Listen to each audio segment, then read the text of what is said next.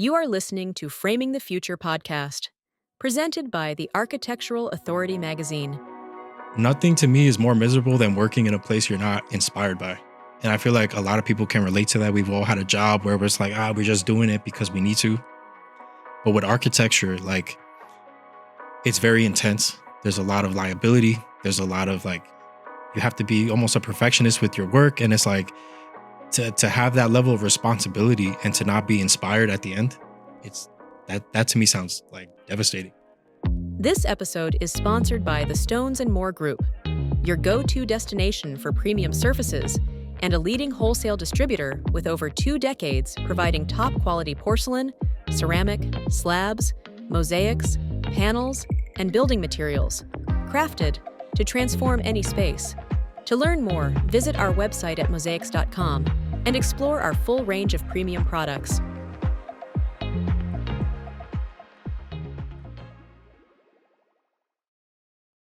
Welcome to another episode of Framing the Future podcast. I'm your host, Ana Paula Leal, and today we are joined by distinguished designer Gregory Rendon from the office STRANG Design in Miami. He has been recognized for his impressive contributions to architecture, including a Merit Award for Camp Wesumkee and both Citation and Design Awards of Honor for the Langston Hughes Literary Center. His master project, The Wall, Redefining Limits in Suburban Corridors, also received high acclaim. His published works, Infill Housing, Parking, and Heart of the City, highlights his innovative approach to urban challenges. As a side note, he also enjoys trading, a business that complements his professional endeavors.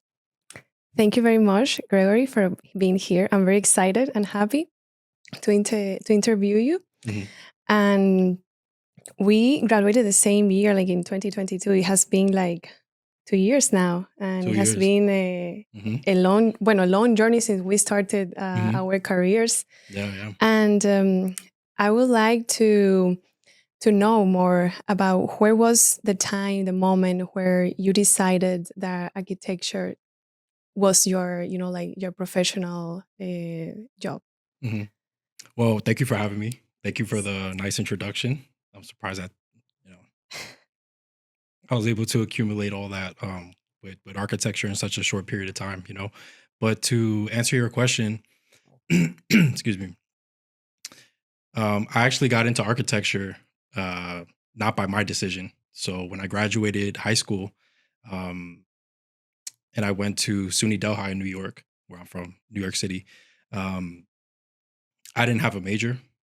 And I was pretty undecided with where I was trying to go with my life.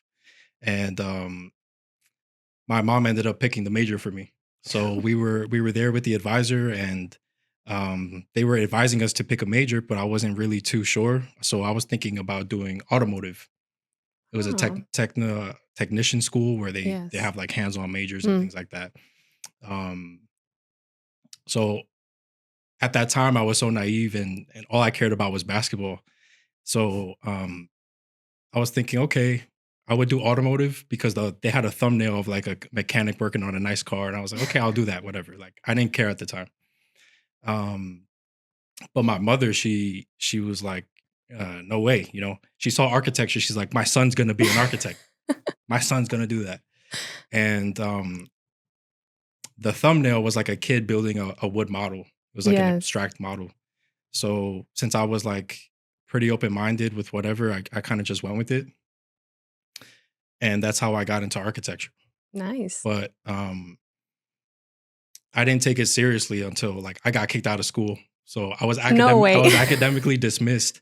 My first 2 years, I was just partying and experiencing life outside of. That was during architecture? That was during architecture school. Okay. Yeah. Yeah. So my first couple of years in college, I was not focused on my studies. I was just enjoying the freedom from leaving home.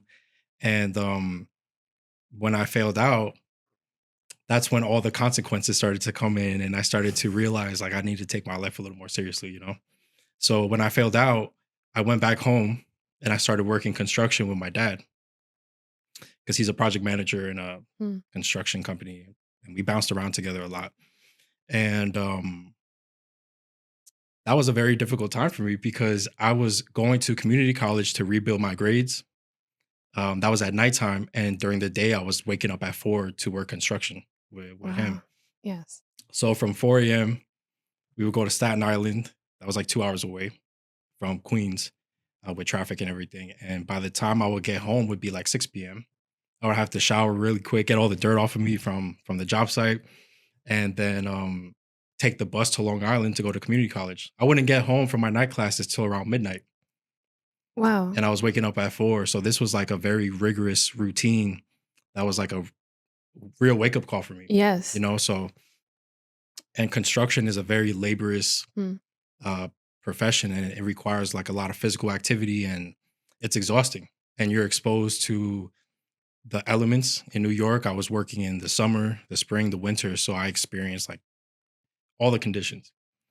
So when I was doing those two things, going to school and working construction, um, I'll never forget. Like I remember one day I was so fed up. I was so fed up because I was just exhausted. And one of my coworkers, he was like 50 years old, 55 years old ish. And he was there. We're using a jackhammer breaking concrete at 7 in the morning. And I'm looking at him. I'm like, we're doing the same thing. And he's 50-ish, 55 years Yeah. old. Hmm. And this is hurting my back. I can't imagine like what his back feels like. So I realized like I don't want to be doing this for the rest of my life. And mind you, I was like very misguided with what I wanted to do. So considering that I was already in architecture, I was like, okay, like let me try to go back and give it another shot. So that's what I did. And when I went back, I took it a little more serious. I almost fell back to my old ways of like partying all the time. And I was like, oh, it's good to be back and all my friends. But yeah, my grades suffered actually when I came back to school. So I Oh, almost failed out a second time, and that was yes, gonna be yeah. it. But I was like, oh my God, what am I doing? I'm gonna mess up again. So I really kind of like snapped into it. And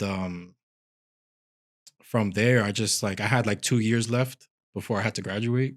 So I tried to use those last 2 years to pick up my grades from the first two failures, so I could graduate on time. I ended up having to do an extra year, Hmm. but it was like that experience of failing out and doing like the hard labor made me realize like I did not want to do that. And I started to develop a passion for architecture. Architecture.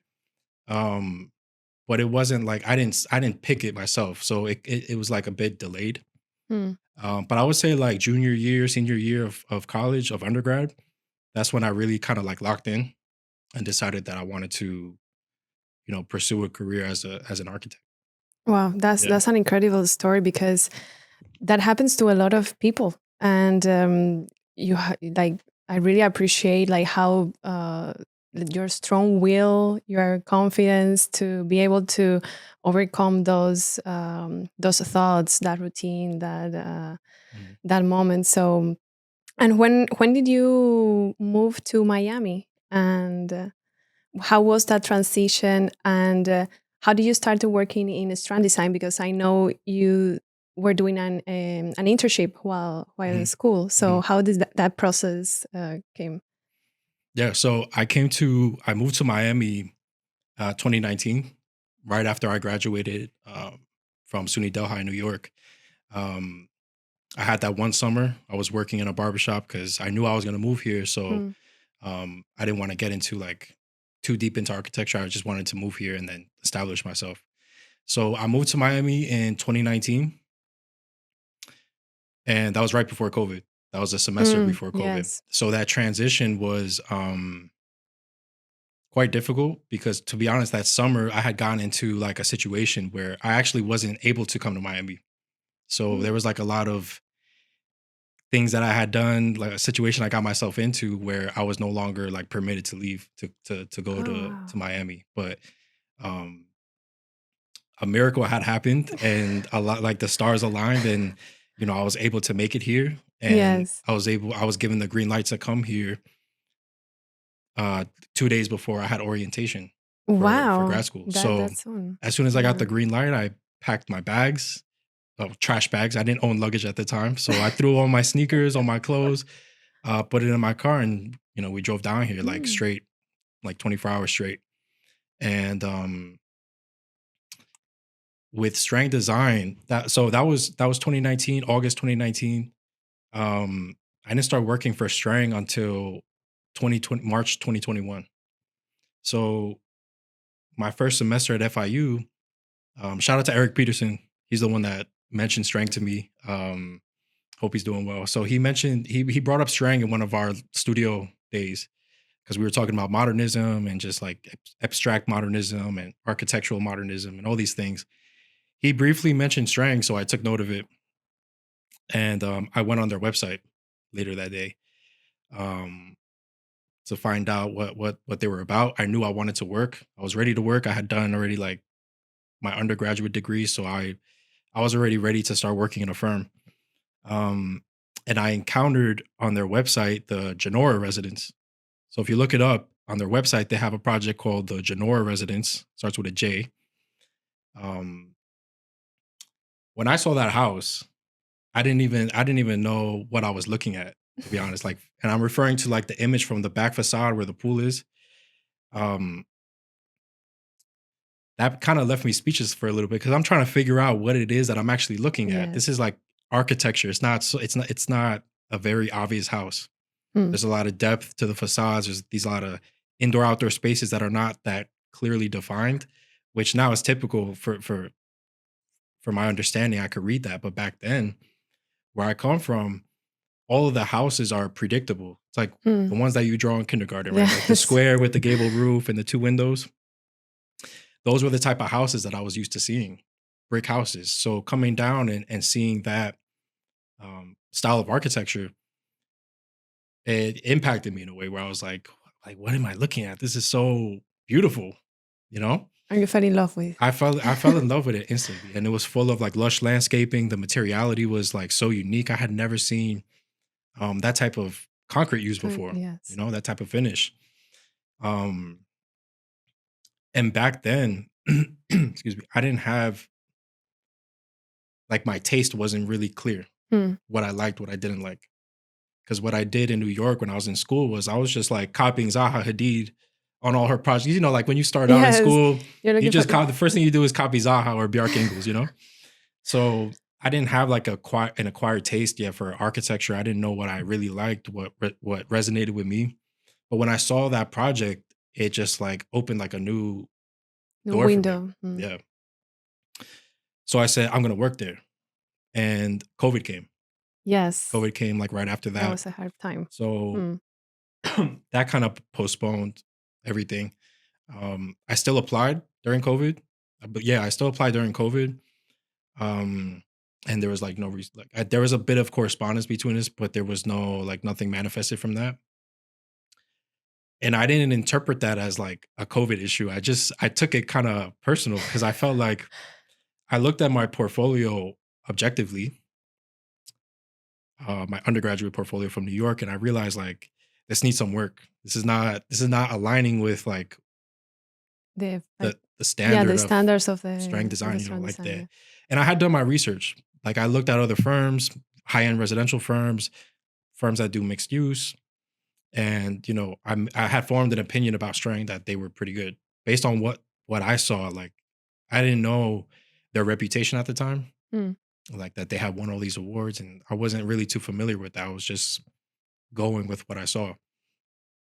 So I said, okay, I'm going to, this led to nothing, a dead end. I have to start working. So I started cutting hair. I went back to cutting hair. I was cutting hair the whole time. So I was planning on quitting that to work with Strang.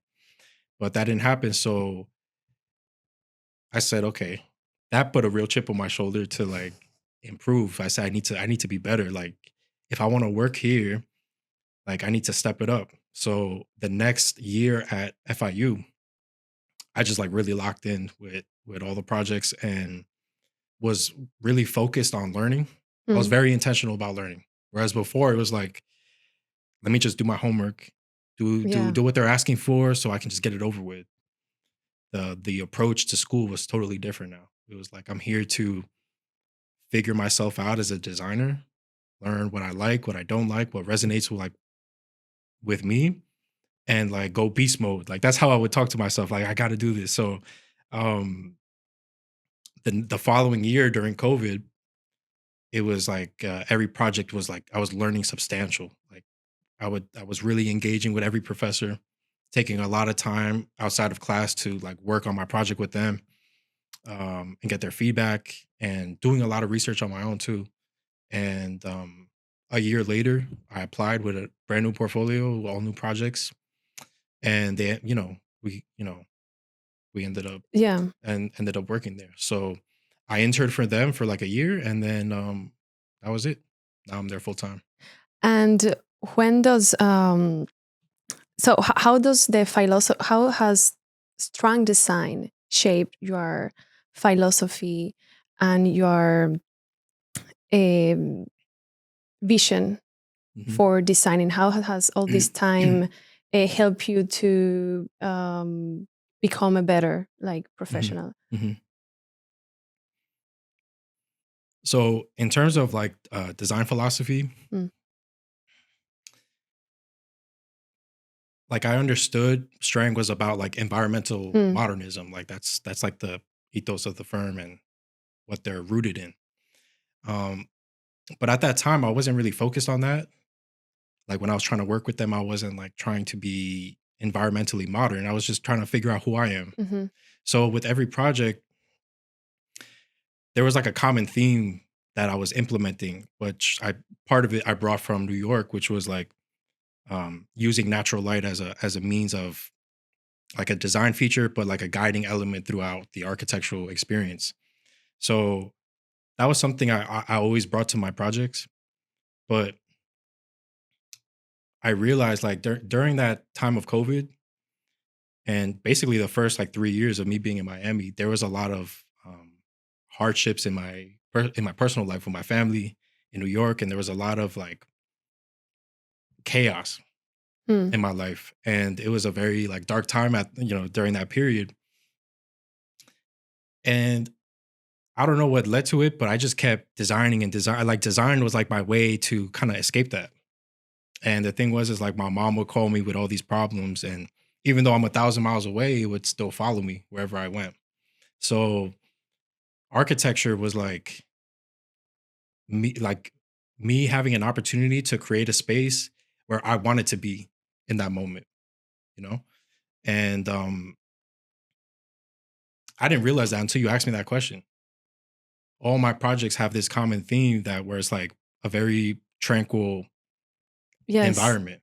It's very like Yes. sensitive to the natural Yes. elements and Mm. light and water and greenery, and um, just being very intentional with that coordination, between all those elements. And I didn't realize maybe that's what kind of drew me to Strang unconsciously. Mm. Like I saw that it was a very sensitive design, and maybe that's what it was that clicked with that Genora project in the beginning. But as I'm like venturing off in my own independent study on what I like to do, I would always gravitate towards that, like this sort of like integration with the environment and like nature and life and things like that. So all the projects that I had done was like me trying to design a space where I wanted to be at to like escape that chaos in my real life. And in that process, I realized like that's just being one with nature kind of thing. And I think that once I kind of figured that out, I didn't realize that until now, but it was a common theme with all my projects. And being with Strang has sort of like reinforced that philosophy. And it's kind of like we're on this feedback loop where now we're kind of feeding off each other. And it's like I'm learning more about what it means to live with the environment and what it means to like um, design with that in mind from the beginning. So that's kind of what has kept me at Strang up to this point because I'm seeing how they do it on the residential scale, whereas in school Yes. I was doing it on different On different typologies. type yes. So yeah. And how does Strand stays competitive in the high-end projects with sustainability and nature focused? How does Strang stay competitive? I'm gonna be honest with you. Like with competition, like I can't speak on their behalf on what they think, Yeah. but this is how I view competition, and I feel like it applies to Strang too. Um, I don't believe in competition like at all. I don't I don't think it's a real thing. I think it's an illusion. There's two types of competition, I feel Okay, like, right? good. There's like performative competition like sports where Mm. you got to like perform and there's a winner or a loser. But then there's like the other avenue of competition that we talk about where like for example in architecture like getting clientele. You're competing people in the same industry, in the same niche, and there's competition. Yeah, but really, I understand what you say. Like, Mhm, even though it's a competition, you always win in a mhm, way because you're learning, you're mhm, working, you're designing a new building. mhm, So I think at the end, whoever wins is a win-win for everyone, mhm, even though you don't mhm, get like mhm, chosen. So mhm. that's what you mean.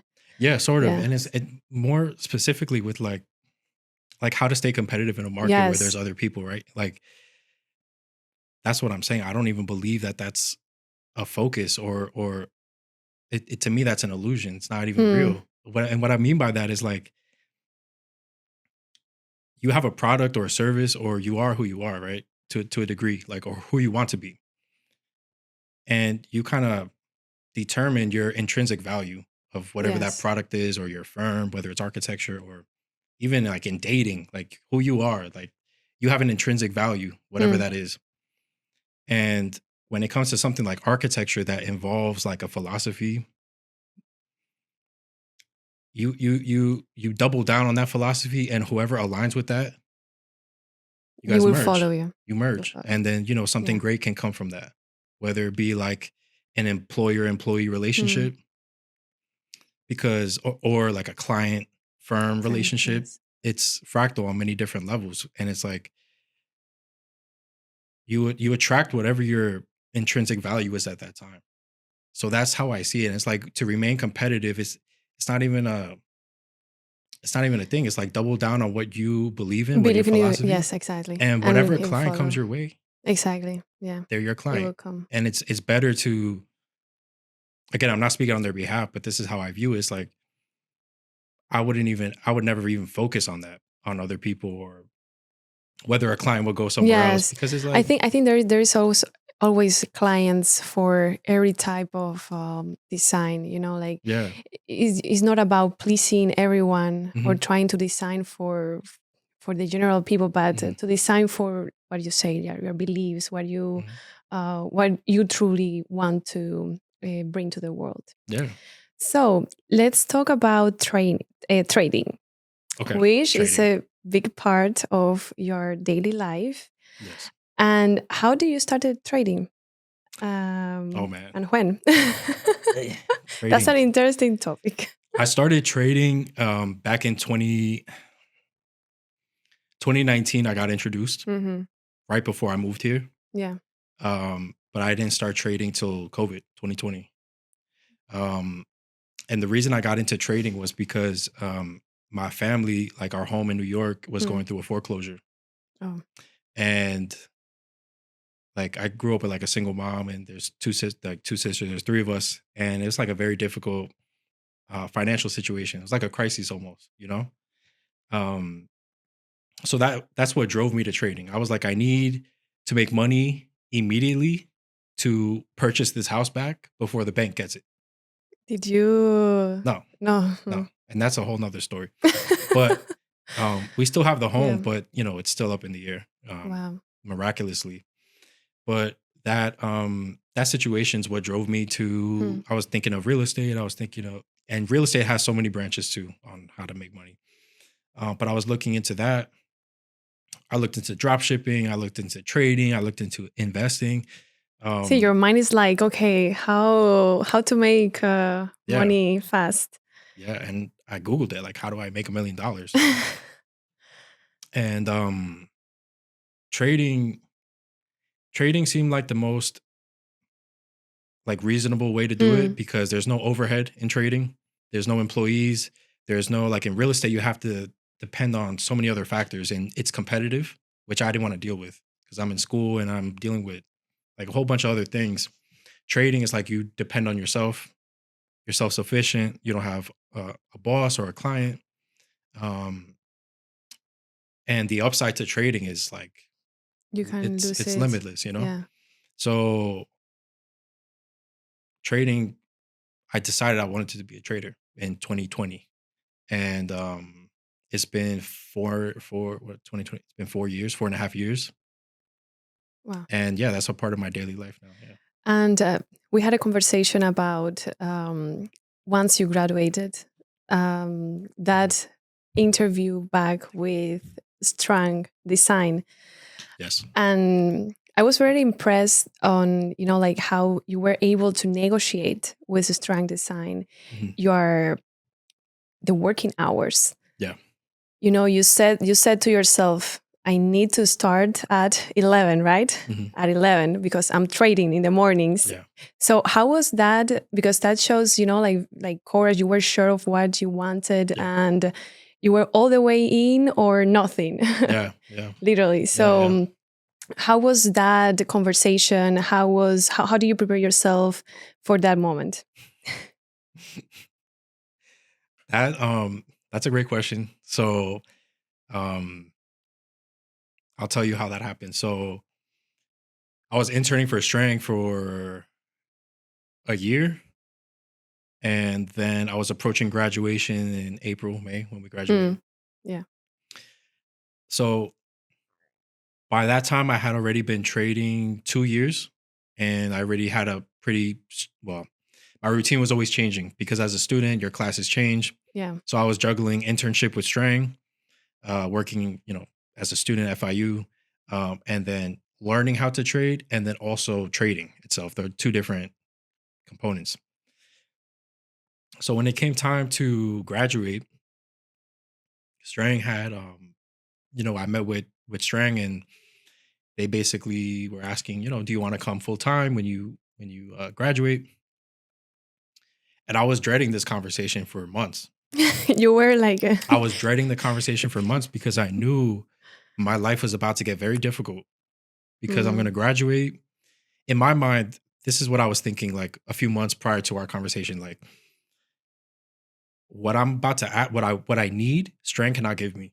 Like nobody does this. Nobody gives hours, like flexible hours to people, Yeah. like especially to people who graduate. Yes, They're like the exactly. bottom of the bucket. They have to come early, stay late. So I already have this expectation that it's not going to happen. So I'm thinking, okay, trading is a non-negotiable for me because, of course, like if there's a foreclosure, I had like this very deep purpose for why I was doing it. I was not going to give it up for anything, and I had already invested 2 years. I'm like, I'm not. I'll I'm gonna quit quit. architecture. I'll quit architecture before I quit trading, and I could always come back, Yes. which sounds ridiculous, but I wasn't going to give it up. So we had the conversation. They were asking me, do you want to come full time? Are you ready to come full time? We're so happy to have you. We're excited for you. And I'm sweating bullets. And to your question, like, how did I prepare? There was no preparation. No preparation. It was I just felt like I couldn't give them what they were going to want from me, which was full-time hours. And they were going to give me what I wanted, which was a flexible schedule. And this is all based on assumptions, right? So I told them, I can't work full time. Like I'd rather just stay part time, and they were like, why, exactly like like why do you want to stay part time? And I'm like, I told them straight up, like, I'm building a business right now and I'm helping my family with it and I can't give it up. And this is going to require me to have a very unique set of hours. And, I'd rather just stay part time. If that's wow. okay with you guys, if you'll keep me part time, I'll stay part time. Because I was thinking, part time was just for interns. So my internship was basically up. Now that I Yes. graduated, I thought they were gonna just, Greg, it's been nice. Have a good one. But to my surprise, shout out to Margina and Michelle. They were the ones that I was meeting with that day. When I told them that, I was expecting them to like have like a pretty bad reaction and like scuff at me, like Yes. who is this kid asking Yes. for anything? And flexible hours. What is that? Mhm, mhm. So one sec. So I was nervous. I'm not gonna lie. I was very nervous because Strang was like the last 2 years, like Strang was my dream firm. And within the year that I first applied versus the second application, there was like a lot of emotion involved in my work. There was a lot of passion and there's a lot of dreaming as well throughout that journey. So now that I'm at this crossroads with my dream firm at the time, I felt like I felt already like heartbroken. Like I was gonna have to say goodbye to them and stuff. And I was thinking, okay, if they don't take me part time, I'm gonna go back to cutting hair. I'm gonna work DoorDash, Oh, and wow. then I'll just make it. I'll try So to you make never enough. thought on interview with another? No, no, No. no.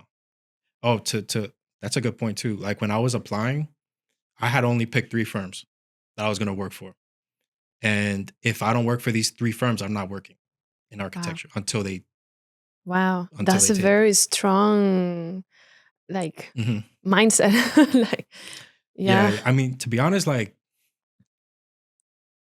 nothing to me is more miserable than working in a place you're not Yes, inspired by. that's true. And I feel Mm, like a lot of people can relate to that. We've all had a mm, job where it's like, we're just doing it because we need to. mm. But with architecture, like it's very intense. There's a lot of liability. There's a lot of like you have to be almost a perfectionist with your work. And it's like to have that level of responsibility and to not be inspired at the end, it's that to me sounds like devastating. I think that you're totally true.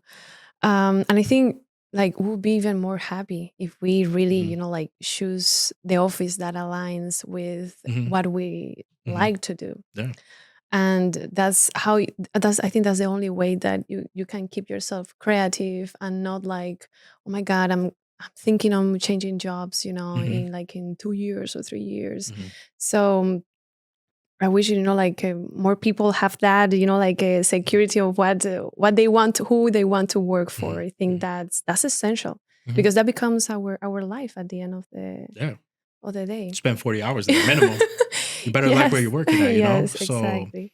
so that was the thing. And the the other 2 firms that I applied to, they didn't take me because of lack of experience. Oh, yes. And that's So another thing that mhm. when you graduate is like they're asking you for 5 years of Yeah, experience yeah. that you don't even have, Hmm. Hmm. So you really start, and it's learning all over again Hmm. because school, at least what I have here, like our experience, Hmm. it doesn't prepare you fully No. uh, to work in the Yeah. real life. So it's another school Hmm. work. Hmm. So, yeah. So for all the students who are watching, just to give you a heads up, like I'm guessing every program, Yes. every school has a semester where it's like a comp IBS, Yeah. where you're doing coordination with all the structural MEP, et cetera, for Mm, your architectural project. Real life architecture is doing that every day. So your worst day yes. in school is like every day in the real world. So just a heads up. I didn't know that. Yeah. Same Um, here. Yeah. but back to the topic about the conversation Mm. when I was graduating. Um, so I was heartbroken because of that. I'm thinking, okay, I already know I don't want to work anywhere else. Mm. I don't want to work in other firms. I'll just go back to cutting hair, DoorDash. And when I become a millionaire, I'll just like start funding my own projects. Mhm. That's what I'll do. This is what I'm thinking, Um, You're not the only one.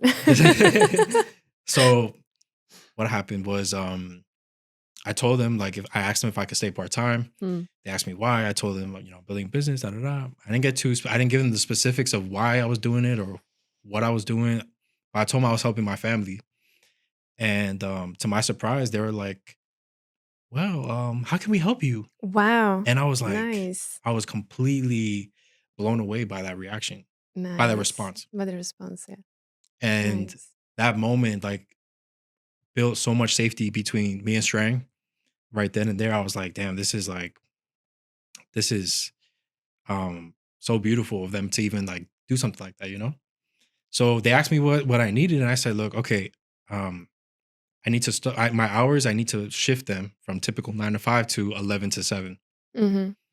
And oh my god, the courage I had to muster up to even say that, I thought I was like 2 times in one conversation I had to say something that like made me throw up.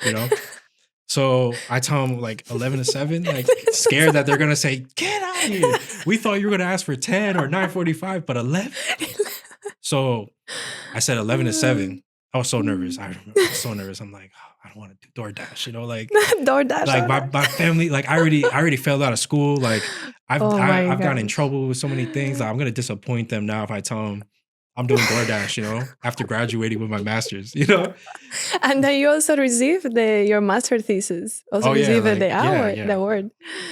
So it was nuts. It was nuts. So I told them 11 to 7. They're like, okay, yeah, no problem. They're like, we'll try it out for a few months. Let's try it out. We're happy to keep you, and we'll try it out for a few months, and we'll reconvene in it was like 3 months or something. Nice. So they said, let's try it out for the summer. If your managers are okay with that, and you're okay with the schedule too, like we'll touch base then and see how it goes. Nice. So because trading starts at 9 a.m., right? So nowadays, like the electronic trading, certain markets are operating 24 hours, but like the stock market, for example, opens at 9:30. Yeah, 9:30 to 6. Okay. Typically, So what would you say to those students who also are thinking to have another income stream, not only architecture, but like could be trading, could be photography, could be any other hobby that they want to make income from. What would you say to them, like to encourage them? Yeah. Like you did, like you were so sure of what you wanted, you were all the way in. So what would be that advice to them?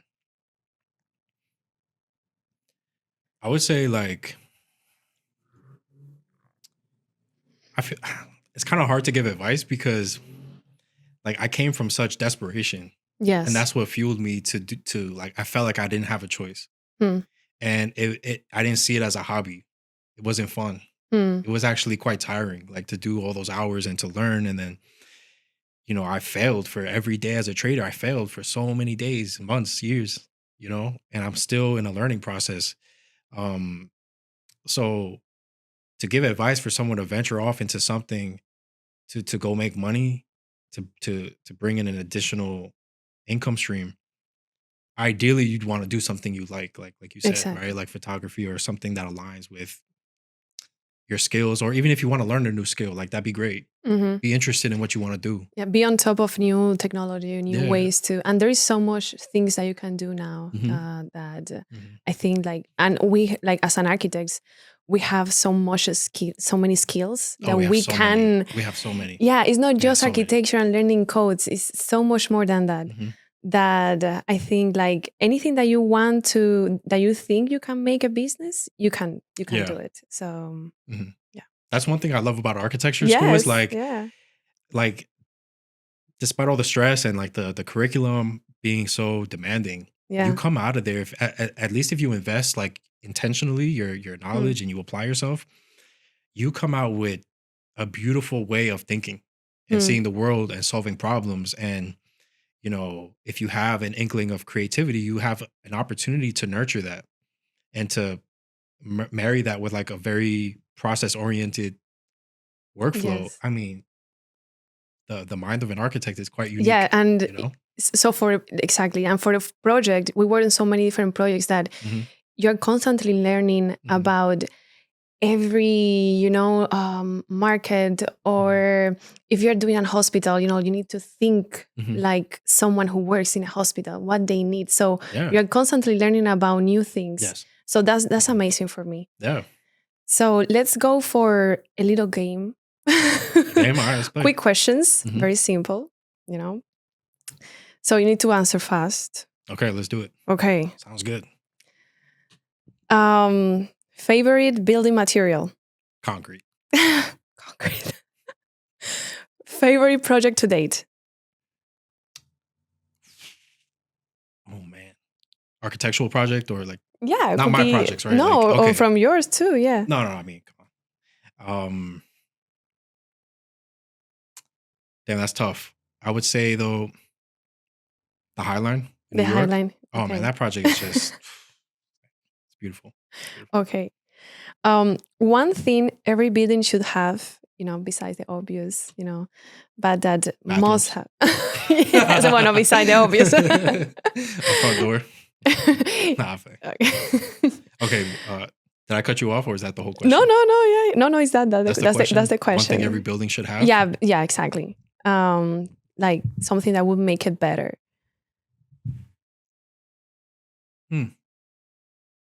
It's hard to, man. One thing every building should have. A balcony. Look, I feel like every building should have like yes. 3 things. Mm-hmm. And this is what I learned at FIU. Okay. But it's a fundamental that I apply to all my projects and things that I look for in other projects. And that's kind of how I determine if I like it or not. Okay, good. And I feel like every project, and this is credit to FIU, like what they taught me was an entry, passageway, and destination.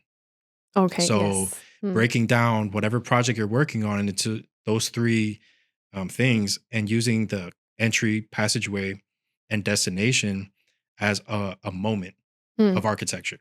Yes. Whether it's like a double height space with all this cool stuff or a really nice circulation path or whatever the case may be, keeping in mind like those 3 things and using that to interject a moment. That's how I determine like if I like a building if you or like not. a building or not. If I see that was taken into consideration, I'm like, okay, like nice. it aligns with the way like with the that. things that I like. Yeah. Most essential item in your desk. Most essential. My mouse. Like I can't work without a mouse. I've tried like AutoCAD, SketchUp, you name it. I've tried it. Worst day ever. Like I have like 2 backup mice. I don't play with that. I need my mouse. Yeah. Dream building to design. Oh, man. My dream. Oh my God. I think about this all the time. Like I think about it like a little too much. Not that it's a bad thing, but my dream building, hands down, like, first of all, it's got to be in Queens, New York. I'm from Queens, so shout out to Queens. So Queens, New York, recreation center. Because I spent like my whole upbringing in recreation centers all around the city, Manhattan, Harlem, Brooklyn, Bronx, Queens. And I've experienced like really crappy ones. Oh, wow. They're like repurposed public schools at night, and they have these programs in, but they're really old buildings. And, I would love to do like a recreational building in Queens that's very tied to like the culture. To the culture there. Yeah. Nice. That's my dream. Next question. Best design tool right now? Or well, the one you use the most. Best design tool right now?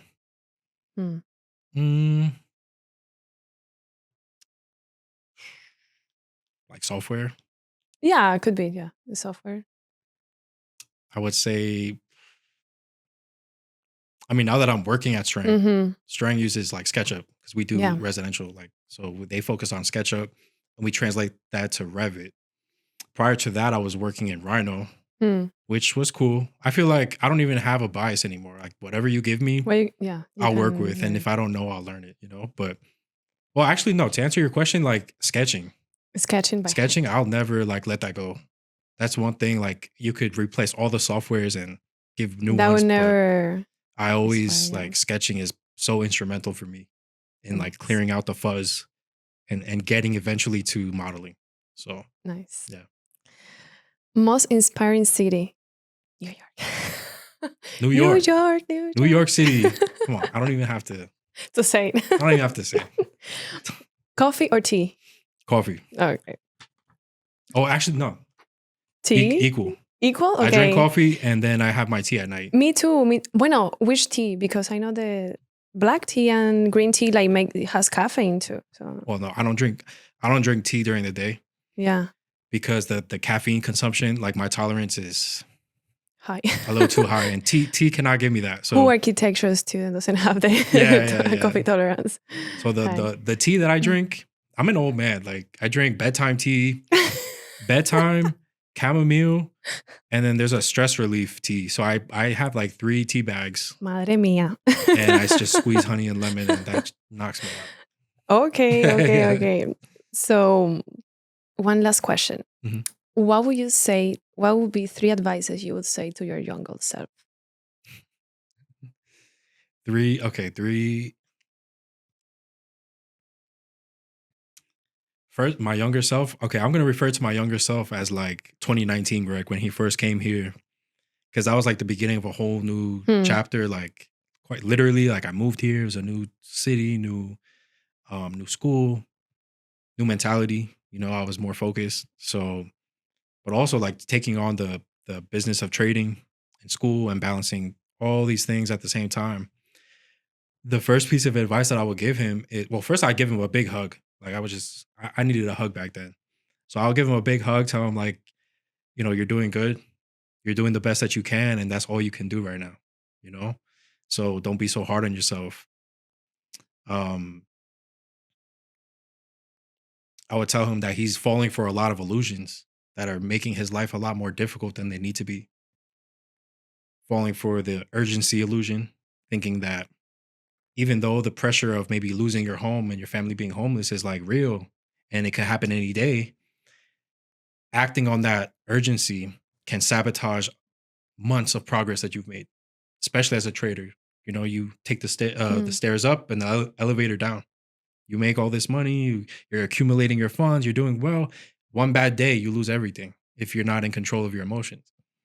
So I would tell him that don't fall for the victim mindset.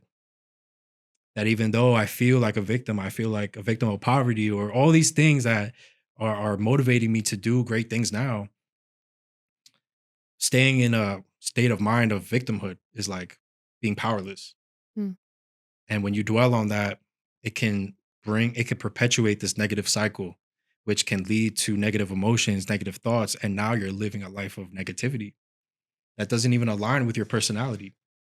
So I would tell him to be aware of that. Like, yes, you may be experiencing things that make you feel like a victim, but you are responsible for how you responding to this. Hmm. And you already trying to trade, you're trying to build a business, you're trying to be the best architect you can be. Focus on that process. Stop crying about the things that are out of your control.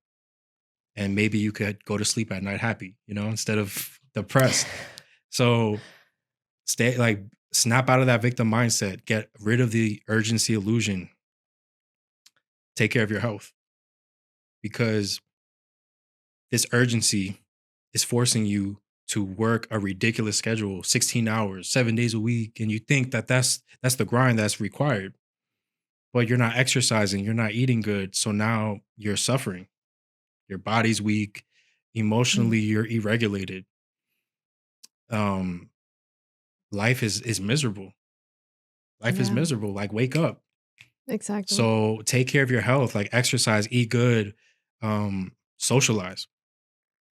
You can't overwork yourself because yes, you may be making some significant progress, but the drawback with burnout is severe and that could take you 10 steps back. So and also that tough times are not permanent, even if it's a year, 2 years, 3 years, where like Exactly. you're going through very Mm. difficult times. When that's the first time you really experience something like that, you think, oh my God, like this is gonna be my life forever, you know? So I would tell him that life is seasonal and Hmm. you don't see it right now, but life is gonna get much better, much better. And Mm. everything that you're doing now is gonna be paying off in so much abundance. And every opportunity that you've always wanted is coming true. So be grateful that you get to do the things that you're doing, even if it's exhausting. You could be exhausted and still not have the opportunity to try to build a better life. So that's the opposing side of the life I'm living. So be grateful, snap out of the urgency illusion, the victim mindset, take care of your health, and enjoy that journey because it's not always going to be like rough waters. Yes. And I feel like if I had all those things, Mm. like that's what I have now. Like my mindset is so different. And I could appreciate my life even when things aren't going my way. I still find happiness now, you know? Yes. So that's for everybody. Like take that, yeah. Greg, that's beautiful. Mhm, And I admire you for your story, where you come from and how you have been able to overcome all those challenges. mhm. It's Thank you. really inspiring. And well, thank you so much for being here, Gregory, for you to be listening to this incredible story. And see you in the next episode. Thank you. Thank you. Thank you so much for listening to the Framing the Future podcast. Your 5-star reviews really help us continue what we do. Please rate your listening experience, and let's keep building this beautiful community together. For exclusive access to more design content, visit thearchitecturalauthority.com or download our app from the App Store or Google Play. Until next time, stay creative.